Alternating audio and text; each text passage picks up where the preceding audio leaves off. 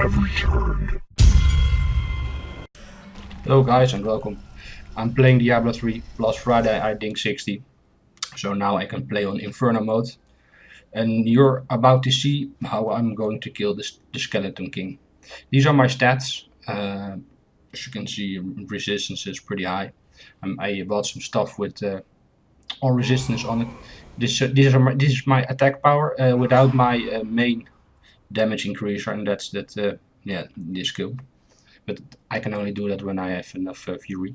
These are my other skills that I use. In general, it's pretty defensive orientated, but I also have to do that because my gear is really not very good at all. I think in total I bought it for something like 200k extra on some items, and the rest I just found. And as you can see, I have the maximum Nephalem Valor Buff.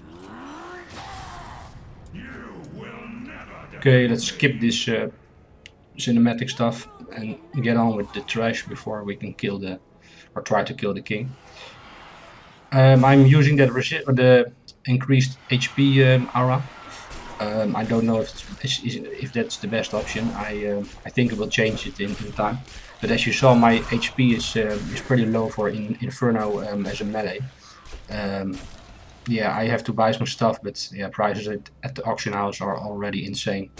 I really hope that the real money auction house won't destroy this game, because I have my doubts about it. So, but that's the reason I use this. Okay, and now it's time to kill this guy.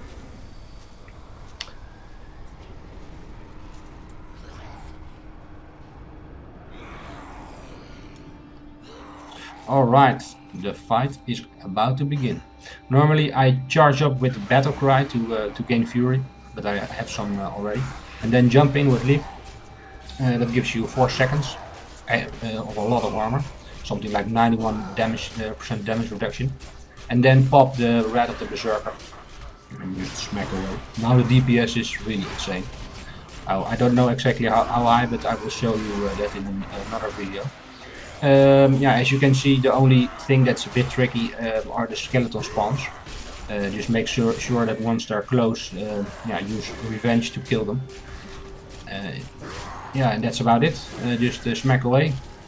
As you can see, my fury is pretty much full constantly. So that's also a thingy for me. I thought, well, maybe next time I will shift one of the passive skills for that one that you will get something like 30% extra damage if you have full fury, because that will work, I think, very well in this build. But that's something for testing. That's also something I saw when I recorded this and played it back later. I will also show you the rare mob spawns, because that in general is much harder than this boss. Some rare mob spawns for a melee with pretty shit gear are almost impossible. But as you can see, this boss, yeah, it's pretty much a joke. And he's about to go down, and almost die, son of a bitch. Yes, die, dead.